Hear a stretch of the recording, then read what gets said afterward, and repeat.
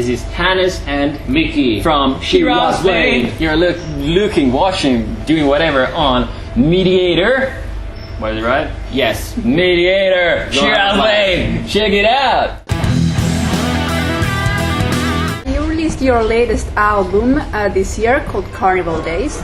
Have you already started planning your next one? Of course. We're writing new songs as we speak.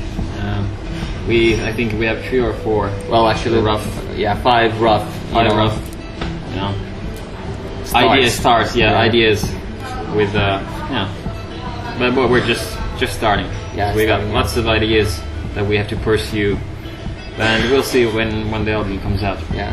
The plans are that we're gonna go record the next album next summer. Yeah. You're about to go on a European tour with H.E.A.T and One Desire. Yeah. Is there a particular place in the tour where you're most excited to play in?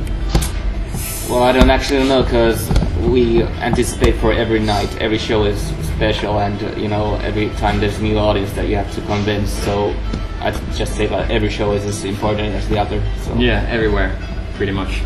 But there's those countries where if you go to the local supermarket, you get like 7-8 beers for €2. So we're looking forward to that. I'm sure.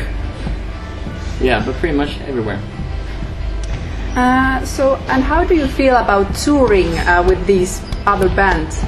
Well, it's gonna be interesting, because to see how we live with each other for 4 weeks, because you can never know that beforehand. And that's always a surprise, but I'm sure that we'll come along great and be good friends and stuff like that. So. Yeah, I'm sure the chemistry is there, so I'm really looking forward to play with H.E.A.T, because I love Erik very well, and I've been listening to the band for many years now, and so it's actually a small dream come true to get to play with those guys. And One Desire is new band. We played a gig with them. In Lapland. In Lapland, and it was really nice guys. So I think it's gonna be really cool. Yeah.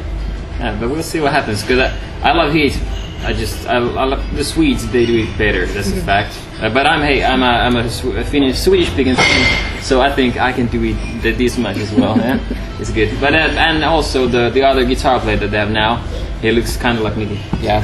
So it's gonna be good. And have your feelings about touring changed anyhow after your latest album? We've always loved it, and I just love it even more. Nowadays we got some new routines before the shows, and I'd say that the time we spend at the venue is not as boring as it used to be. Or then it's even more boring, I don't know. Depends on the day, depends on the venue, but I just love touring. Yeah. I don't know if our expectations have changed. We just love to grasp on every situation we have, and if there's a good tour coming up that we could go on as well, why not do it, Then just go for it. Yeah. And we just love playing. That's what we do. That's why we started doing this in the first place. So the fact that we get to do it, and to get to do it abroad as well, not just in Finland, it's beautiful. Being so long on the road with the same people, do some of them develop any habits that they normally don't have? You see, when you go on tour, it's this big bubble that you go into, right? Well, yeah, kind of it. And tour bubble, because you wake up in a new place every day. So, well, almost every day. Yeah. So I'd say the routines are routines the same that you would have in a normal job, but I don't think you don't develop any new habits. You just change your routines and your you change your routines, but at the same time I'd say that you come up with new habits, because you have to give it your all every night. So as for me as a singer, I have to come up with new habits to get my voice going every night. Well, yeah.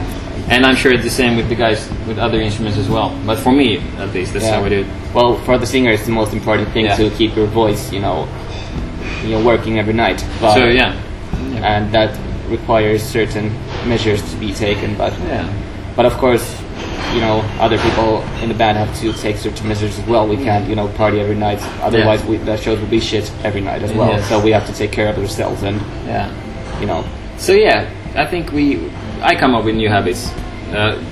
We have two European tours now, that we've done. And the first tour that we did, I knew that I'd had some problems with the fourth or the fifth gig.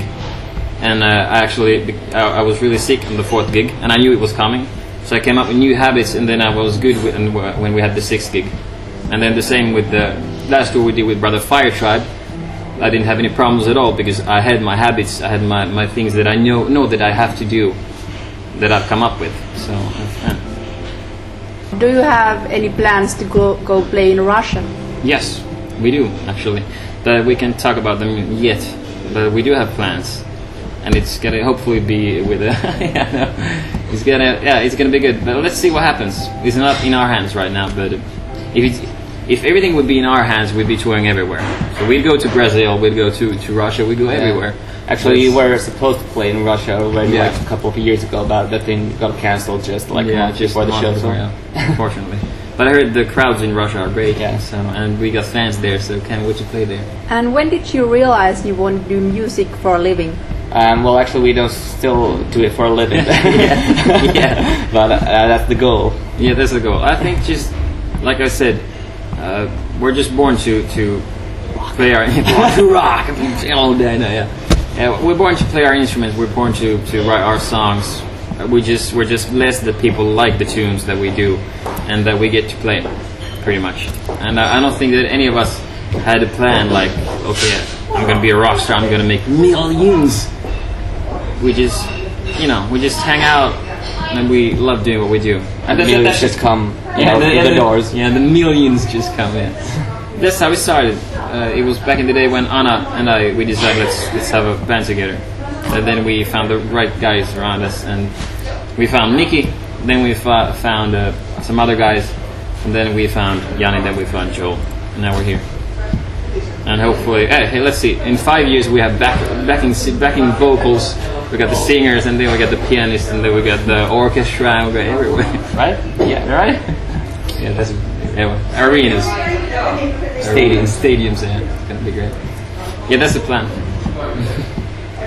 And if you got to choose, in what era of music would you have wanted to live in? Ah, shit.